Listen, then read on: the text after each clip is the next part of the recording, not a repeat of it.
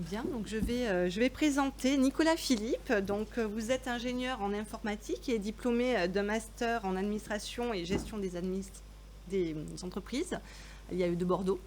Vous avez d'abord travaillé comme ingénieur d'application chez Cdiscount, puis comme architecte informatique chez AT Internet jusqu'en 2015.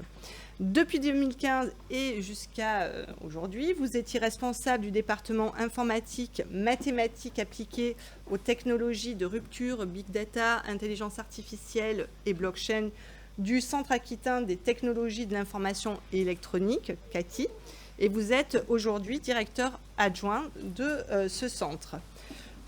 Ce centre, donc CATI, a été créé en 2014 par la région Nouvelle-Aquitaine. Il accompagne les entreprises dans l'adoption et l'intégration des technologies du numérique, notamment le transfert technologique. Comprend à peu près 50 salariés, ingénieurs et docteurs. Vous enseignez également dans plusieurs écoles, notamment à l'IAE, Innov, l'ESC de Pau. Voilà.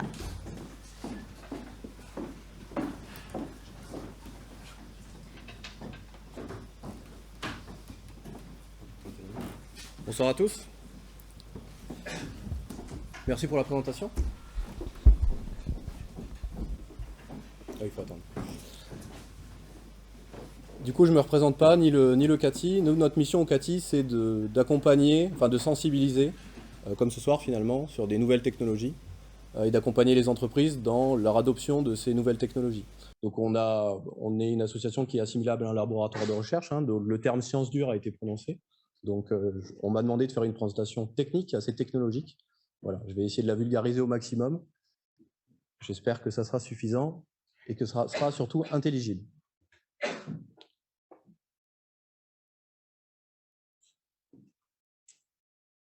Alors je commence par des propos assez généraux.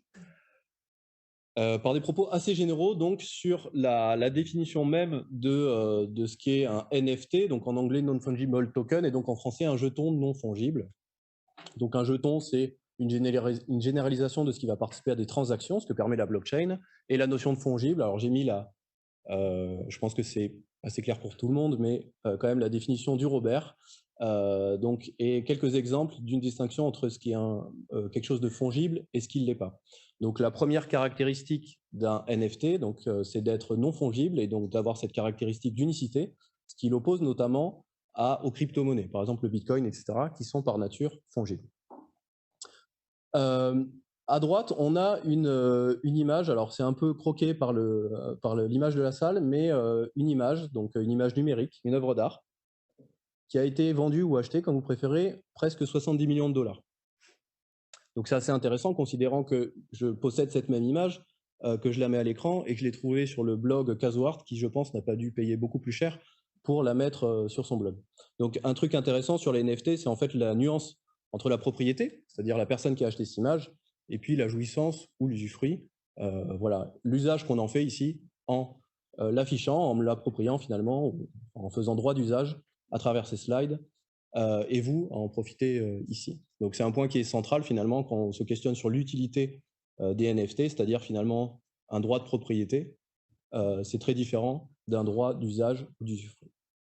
Alors il y aura des interventions d'ordre plus juridique qui seront sûrement plus complètes que moi sur ces aspects. On va entrer dans le vif du sujet.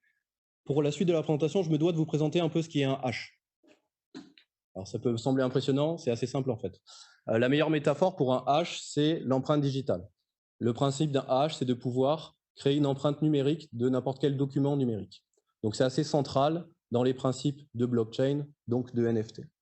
Alors, il y a trois piliers fondamentaux dans la notion de hash ou de hachage. Le premier étant que on va toujours avoir un document de la même taille en sortie d'un document d'entrée. Donc sur l'exemple, on voit en première ligne, on a un mot qui donne un hash de la taille jaune, et en dernière ligne, on a l'intégrale d'un livre assez conséquent qui donne un hash de la même taille. Ça, c'est assez important sur cette notion d'empreinte. La deuxième propriété, c'est qu'on ne peut pas revenir au document initial avec un hash. À nouveau, c'est la métaphore de l'empreinte digitale. Si vous possédez mon empreinte digitale, vous n'êtes pas capable de me reconstituer. Et ce qui amène sur la troisième propriété, c'est qu'un document donné donnera toujours la même empreinte. La même métaphore que l'empreinte digitale, un individu aura toujours ce même hash. Voilà. Ce terme de hash est assez central parce qu'il est utilisé dans les NFT, comme on va le voir, mais aussi dans tous les principes de blockchain que je vais devoir développer. Alors, on attend les slides. Là. Alors, le NFT, techniquement, qu'est-ce que c'est? C'est ce que je vais développer là dans mon propos. Donc, c'est très schématiquement constitué de deux choses, une empreinte numérique et l'objet en lui-même, l'objet numérique. Donc, j'ai mis, pour rappel, la petite icône d'empreinte ainsi que l'œuvre d'art dont on vient de parler. Donc là, c'est si on est sur un NFT qui concerne une œuvre intangible numérique. Si on est sur un NFT qui pointe vers une œuvre du monde réel, évidemment, on n'aura pas cet objet numérique. Donc le NFT va être un jeton dont on a parlé, qui va être échangé, vendu, revendu à travers des règles qui sont définies dans un programme informatique, dans du code, qui va lui-même être hébergé dans la blockchain. Ce qui s'appelle donc les contrats intelligents, même s'ils ne sont pas si intelligents que ça, Laurent, ou encore les smart contracts. Alors on va développer ces deux concepts que sont la blockchain et les smart contracts. Voilà. Pour l'instant, on peut retenir que les règles qui permettent la transaction sur les NFT, la rémunération des ayants droit, etc., les règles de revente, c'est dans un code qui s'appelle un smart contract et qui va aller dans la blockchain. Comment on stocke le NFC dans la blockchain? Alors, il y a deux approches, le stockage qu'on peut qualifier de partiel et le stockage total. Alors, dans la majorité des cas, on va être sur un stockage partiel, tout simplement parce que les œuvres numériques ou les documents numériques peuvent être assez volumineux. Et par ailleurs, c'est assez coûteux, voire très coûteux, de stocker des éléments dans une blockchain. Le hash a la caractéristique d'être assez léger. Donc, lorsque le NFT est stocké en totalité dans la blockchain, ça ne pose pas de problème particulier. Par contre, lorsqu'il est stocké partiellement dans la blockchain, là, il y a deux cas de figure. Hein. On peut stocker l'objet numérique sur un serveur centralisé. Alors, j'utilise une métaphore un peu originale qui est le risque de poser une planète détruite. Alors, je l'explique. On peut acheter un NFT pour acheter l'acte de propriété d'une planète. Si cette planète vient à disparaître de la galaxie, on va avoir un hash orphelin, un titre de propriété sur quelque chose qui n'existe plus, ce qui n'a pas de sens. Donc on fait facilement le rapprochement avec des images ou des objets de la vie réelle. Et puis il y a d'autres stratégies qui permettent de stocker de manière décentralisée, donc de manière plus fiable. Alors les technologies qui existent, je ne développerai pas, le stockage de l'objet numérique. Mais ça, c'est un point que je développe parce qu'il est assez important. On peut tout à fait acheter un NFT et finalement avoir assez peu d'assurance quant à la viabilité de l'objet sur lequel il pointe. Et donc finalement se retrouver avec un titre de propriété qui donne la propriété sur elle. Un aspect important pour éviter des amalgames entre les technologies que j'aime bien faire un peu dans une approche de vulgarisation, c'est cette échelle entre les différentes technologies pour illustrer les relations de dépendance. Qui repose sur quoi, comment ça fonctionne. Donc à la base de tout, on a la blockchain, donc que je détaillerai un peu plus tard. Et quand on dit la blockchain, en fait, c'est un concept général parce que dans la réalité des faits, on a des technologies de type blockchain qui sont toutes un peu différentes, mais qui reposent sur la même base théorique. Et donc, dans les technologies, on va en avoir un certain nombre que je liste entre parenthèses. Au-dessus de ces technologies, on va avoir cette notion de jeton assez générale qu'on peut échanger d'un propriétaire à l'autre dans une blockchain. Au-dessus de cette notion de jeton, on va retrouver les crypto-monnaies qui sont des jetons fongibles. Au-dessus des crypto-monnaies, on va avoir un certain nombre de crypto-monnaies, par exemple le Bitcoin, et des usages appliqués aux crypto-monnaies, comme par exemple les ICO.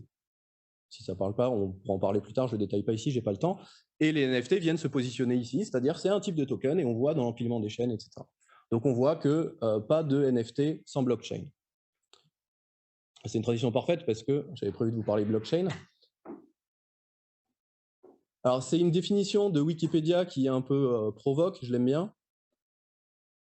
Parce qu'elle est un peu pompeuse, c'est très informatique, voilà, on parle de base de données distribuées, cryptographées, des nœuds, systèmes distribués, etc. Voilà, quand on lit cette définition, on a du mal à voir le lien avec l'impact et ce que ça peut apporter d'un point de vue sociétal, pourquoi on dit que la blockchain et ses usages comme les NFT sont une révolution. Donc moi j'aime bien la définir d'une autre manière, c'est-à-dire parler plus de confiance. Et la notion centrale dans la blockchain, c'est qu'on est en face d'une technologie qui, de manière assez révolutionnaire, permet de faire héberger la confiance au sein d'un système. C'est-à-dire que les tiers de confiance, et il y en a un certain nombre, peuvent disparaître au profit d'une blockchain. C'est un système numérique qui permet de faire émerger un consensus et de réaliser des transactions entre des acteurs qui ne se connaissent pas, donc qui ne se font pas confiance a priori. Alors, pourquoi la blockchain permet d'héberger la confiance et d'être infalsifiable? On rentre un peu dans la technique, je me dois de l'expliquer. Il y a 3 piliers principaux que j'aime bien présenter pour expliquer pourquoi la blockchain est infalsifiable. Alors, quand on dit pourquoi c'est infalsifiable, ça veut dire pourquoi je peux spéculer sur des crypto-monnaies ou échanger des NFT. Hein. Donc, c'est un concept quand même central d'être en face d'une technologie qui est infaillible. Ce qui est le cas, je vous rassure. Le premier concept, c'est le concept de hash. Alors, je remets le slide pour rappel. Donc, on va avoir un document numérique sur lequel on va pouvoir créer une empreinte qui est de taille réduite et qui va pouvoir identifier de manière unique un document. Si on change de document, l'empreinte change. Le deuxième concept, c'est une image qu'on retrouve souvent quand on parle de blockchain, c'est cette notion de chaîne de blocs, d'où son nom. La notion de chaîne de blocs, je vais y passer quelques instants pour expliquer en fait le concept.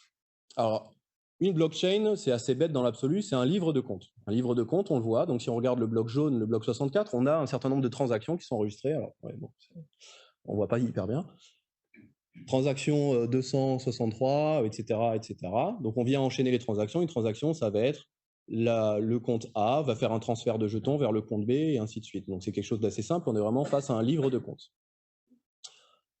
Une fois qu'on a finalisé de créer un bloc qui va comprendre un certain nombre de transactions, on va créer un hash, donc une empreinte numérique du bloc en question. Donc, c'est ce qu'on voit en bas, là, hash bloc 64, et qui va identifier de manière unique le bloc.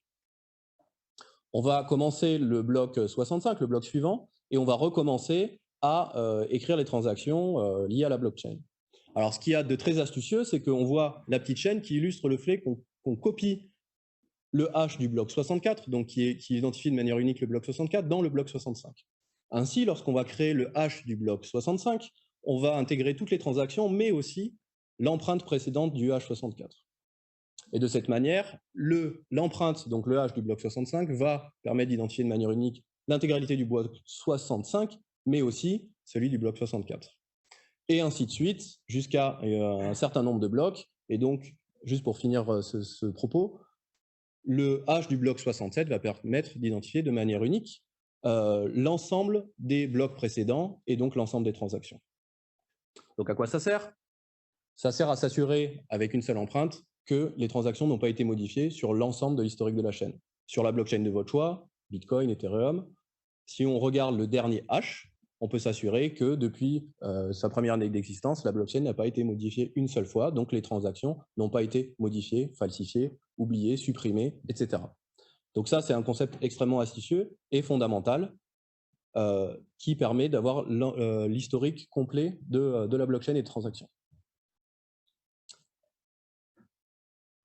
Le troisième pilier permet de s'assurer qu'on ne peut pas recalculer sur un ordinateur simple l'ensemble des hashes et venir modifier la blockchain. C'est de venir répliquer cette même blockchain sur un grand nombre d'ordinateurs. En système distribué, on parle aussi de nœuds. Donc là, on en a une dizaine. Donc la blockchain qu'on vient de voir à l'écran va être répliquée sur l'ensemble des ordinateurs. Ainsi, quand Alice va faire une transaction vers Bob, l'ensemble des ordinateurs qui sont présents ici vont stocker les blocs de la blockchain.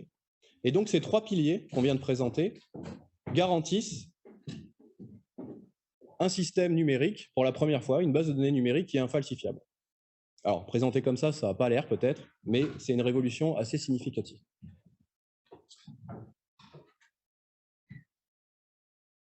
Alors, les smart contracts, je vais passer rapidement parce que j'ai un temps, d'ailleurs, check de temps, voilà, un temps assez limité. Les smart contracts sont des programmes qui tournent dans la blockchain et qui ont cette caractéristique d'être infalsifiables, parce qu'ils sont écrits dans la blockchain au même titre que les transactions, et transparents. Donc ça, c'est assez significatif. Il n'y a pas un acteur qui est capable de venir modifier le programme à son bon vouloir, mais il est inscrit dans la blockchain, donc les règles, le contrat qui va régir les transactions, sur les NFT, sur les crypto-monnaies, etc., entre les différents acteurs, est infalsifiable, immodifiable. Donc ça, c'est une notion assez importante également. Je l'illustre avec un exemple de ce qu'on appelle de financement participatif. Donc sur le financement participatif, alors on connaît l'entreprise s'appelle Kickstarter, qui est d'ailleurs un tiers de confiance, Kickstarter, parce que mes petits personnages à gauche qui sont les financeurs vont souhaiter mettre des fonds au profit du porteur d'idées qui est à droite. Donc Kickstarter s'assure de collecter les fonds. Alors normalement c'est un peu plus dynamique, mais il y a une latence. Alors, je rappuie ou pas? Allez, parfait. Je rappuie un coup. Alors normalement, l'animation est plus fluide aussi, peu importe. Donc, avec un smart contract, ce qui est très important, c'est qu'en fait, on peut créer des règles qui sont représentées par le contrat au milieu, qui sont dans le logiciel, qui sont dans la blockchain, qu'on ne peut pas venir changer. Donc, il n'y a pas Kickstarter, il n'y a pas le porteur d'idées, etc., à un moment qui peut dire « Oui, en fait, ça ne m'arrange pas parce que le seuil n'est pas atteint, je récupère quand même une partie des fonds, je pars aux Caraïbes, je ne sais pas. » Ou Kickstarter qui dit « J'ai changé d'avis, je change ma politique, etc. » C'est écrit dans la blockchain. Donc, on peut écrire tout à fait sans que les financeurs ni les porteurs de projets ne se fassent confiance, ni ne se connaissent. À partir d'un certain seuil, vous êtes financé, et à un seuil qui est inférieur, le financement est un échec.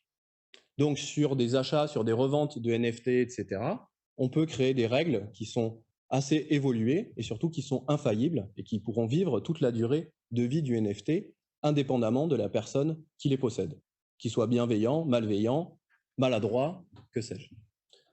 Donc, les smart contracts, au même titre que la blockchain, c'est une révolution dans la possibilité de faire des contrats. Bon, ça, j'ai déjà dit, je passe. Je passe.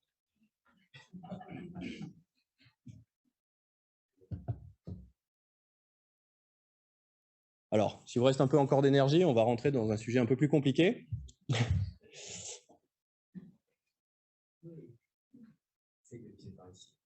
C'est bon, c'est bon. Ok, merci. Je suis prêt pour le prochain coup. Alors, je m'apprête à vous parler de l'enjeu écologique des blockchains. Je dis ça pour attiser votre intérêt parce que là, ça va être un peu plus compliqué. Pour parler de l'enjeu écologique des blockchains, on doit parler de ce qu'on appelle l'algorithme de consensus dans une blockchain. Donc, l'algorithme de consensus, j'y viens, est présenté ainsi. Lorsqu'on est sur un nombre de systèmes sans chef, comment on fait pour prendre la décision? Par ailleurs, lorsqu'on n'a pas de chef et qu'on ne se connaît pas et qu'on ne se fait pas confiance, comment on fait pour prendre une décision collective? C'est ce qui s'appelle le consensus. Okay, alors, c'est tout sauf simple comme problème. Alors, déjà, à deux, c'est très compliqué. C'est ce qui s'appelle le problème des deux généraux byzantins. Et ça a été généralisé de manière plus large avec un certain nombre d'acteurs qui s'appelle le problème des généraux byzantins. Donc, il y a une métaphore qui nous aide à comprendre quand même, encore heureux, c'est de dire on a des généraux qui doivent attaquer une ville, d'accord? Et pour attaquer la ville, ils doivent se mettre d'accord. Est-ce qu'on attaque? Est-ce qu'on n'attaque pas? Est-ce qu'on va gagner? Est-ce qu'on va perdre? À quelle heure on attaque? Ce genre de choses qui demandent un consensus. Par ailleurs, dans les généraux, il y en a qui sont traîtres, il y en a qui communiquent des faux messages, etc. Donc, ils peuvent dire « oui, on attaque », et puis en fait, se barrer, et on perd la guerre. Voilà. Donc, c'est un problème très intéressant et très difficile à résoudre. Donc, comment faire émerger dans un système distribué de type blockchain un consensus permettant de prendre des décisions? Alors, pour nous, les décisions, c'est d'être capable d'écrire les transactions et de les valider. Alors, une façon d'y répondre, c'est bientôt fini, je vous rassure. Alors, je ne vais pas compter par là. C'est bon ou pas?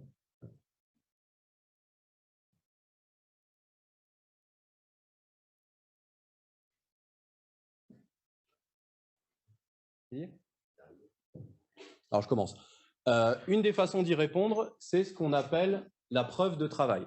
La preuve de travail, ou encore proof of work en anglais. Souvent, il est écrit POV, etc. Donc, le principe de la preuve de travail, c'est de demander aux différents acteurs... Ah putain, c'était juste ça, merde. Non, c'est bon. Ah, trop tard. Je suis innocent. Ça bouge plus, là? Non, parce que c'est ça que je veux. Alors, un coup en arrière. Parfait. En plus, désolé, c'est pas le slide le plus agréable. La preuve de travail consiste à demander aux différents acteurs, aux différents généraux, alors les généraux pour nous c'est des ordinateurs hein, évidemment, de fournir un travail qui va les engager dans le système. Parce que plus on va produire de travail, plus on va être engagé dans le système et moins on va avoir tendance à chercher le trahir. Donc c'est une façon qui est très astucieuse pour résoudre cette question de consensus. Donc la preuve de travail, en fait, on va demander aux ordinateurs de travailler. Alors, c'est très con, un ordinateur, évidemment. Donc, travailler, c'est ce qu'on a à gauche, et ça consiste à lancer un dé virtuel possédant des milliards et des milliards de faces en essayant d'avoir la bonne valeur, disons 1. Et donc, je lance mon dé, je lance mon dé, je lance mon dé, jusqu'à avoir 1. Lorsque j'ai 1, alors 1 pour un ordinateur, c'est la valeur qu'on a en bas là, donc c'est un H en l'occurrence. Lorsqu'on a cette valeur, on a gagné, on a le droit d'écrire la transaction pour tous les autres. La caractéristique de la preuve de travail, c'est que c'est très difficile à trouver parce qu'en fait, c'est une question de chance. Il faut lancer des dés, lancer des dés, lancer des dés pour avoir de la chance. Par contre, c'est extrêmement facile à vérifier. Donc, quand un dé général, un des ordinateurs, a trouvé la bonne valeur après beaucoup de travail, il l'envoie aux autres qui peuvent très facilement vérifier que c'est la bonne valeur et donc tous écrire la transaction. Et donc, on fait avancer la chaîne de blocs et on valide ce genre de choses. Et puis, pour une autre raison liée à la preuve de travail, on se protège d'avoir des chaînes qui sont sous-jacentes à droite, mais je ne détaillerai peut-être pas ce point aujourd'hui. Alors du coup, je prends de l'avance, je commence à apprendre. Donc un petit warning, je ne suis pas du tout expert en empreinte écologique, je suis informaticien. La blockchain, à raison, est réputée pour être assez dramatique d'un point de vue consommation énergétique, empreinte carbone, etc.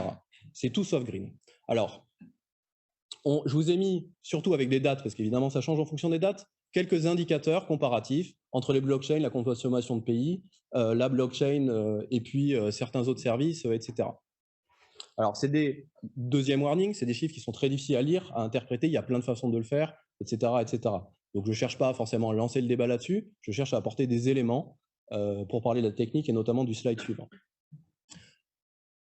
Alors, un avis quand même assez personnel, c'est que plus que la consommation énergétique, la question à se poser, c'est la question de l'usage, c'est-à-dire que produit cette consommation énergétique. Comme je l'ai dit tout à l'heure, sur la blockchain, on a ce qu'on appelle des fermes de serveurs. Donc, les fermes de serveurs, c'est comme dans les films de science-fiction. Hein. En Chine, il y a des hangars entiers avec des serveurs, avec des lumières, etc., bleues. Enfin, c'est dans les lumières qu'ils consomment, mais... Et donc, tous ces ordinateurs extrêmement puissants jettent des milliards de dés par seconde pour essayer de trouver une bonne valeur. Donc, il n'y a pas de production de valeur à lancer des dés. Hein. Vous essayerez ce soir, ça ne sert à rien. Donc, c'est bien de ça dont on parle, sur la production énergétique. Donc, si on compare à un Google, etc., voilà, je ne me lancerai pas là-dessus, mais sur la question de la preuve de travail qui est utilisée dans la blockchain, ce n'est pas pour faire tourner les serveurs blockchain, etc., c'est pour gagner le droit d'inscrire dans la blockchain, de contribuer, qu'on lance des milliards de dés virtuels. Alors, quand on gagne un bitcoin, évidemment. C'est comme ça qu'on finance les serveurs. Et donc, on arrive presque à ma conclusion sur ce point, c'est que, évidemment, il y a d'autres approches pour établir un consensus dans un système distribué, donc dans une blockchain. Et évidemment, les ingénieurs y travaillent beaucoup. Et donc, l'alternative la plus intéressante aujourd'hui, c'est celle qui s'appelle la preuve d'enjeu. Alors, en anglais, c'est proof of stake. Proof of work, on voit les petits mecs qui travaillent, là où je ne sais pas ce que c'est. Proof of stake, l'idée, c'est, c'est pareil, je ne vais pas trop développer, mais en fait, c'est un autre principe d'engagement, c'est-à-dire on va mettre une partie de ces fonds en séquestre, généralement en crypto-monnaie, en disant, moi, je suis un contributeur sérieux et je vous rassure en mettant une partie de mes fonds en séquestre. Et donc, évidemment, ça incite à contribuer au système, parce que les fonds en séquestre, si je ne contribue pas de la bonne des manières, je peux le perdre, etc. Alors, c'est beaucoup plus compliqué que ça, etc. Et donc, je conclus sur ce point. J'espère que je n'aurai pas été trop long, Laurent. Un peu. Si je parle de tout ça, c'est parce que ça fait peut-être 5 ans que je parle de blockchain et c'est toujours cette même question qui revient de l'empreinte écologique. C'est une question extrêmement pertinente et extrêmement importante et on m'a demandé d'en parler ce soir aussi. En fait, un algorithme de consensus est indispensable pour résoudre le problème de faire émerger le consensus dans un système distribué. C'est un problème d'informatique assez classique, etc. Et donc, c'est un problème qui s'applique à la blockchain. Néanmoins, l'enjeu de la consommation est lié au choix de l'algorithme de consensus. Il y a des alternatives à la preuve de travail et pas directement à la blockchain et encore moins aux NFT et encore moins aux crypto-monnaies. À ce titre, la blockchain qui fait le plus tourner les NFT aujourd'hui, qui s'appelle Ethereum, c'est une bonne nouvelle. Depuis septembre, elle est passée à un mode de consensus en preuve d'enjeu et donc elle a réduit sa consommation énergétique de 99,95%. Donc c'est une bonne nouvelle, donc on voit qu'il y a une progression, etc. Donc voilà, il n'y a pas de fatalité par rapport à ça. Et donc voilà, ma conclusion, ça sera, par rapport à la blockchain et aux consommations énergétiques, il ne faut pas jeter le bébé avec l'eau du bain. C'est séparer les sujets. Parfait. Merci à vous.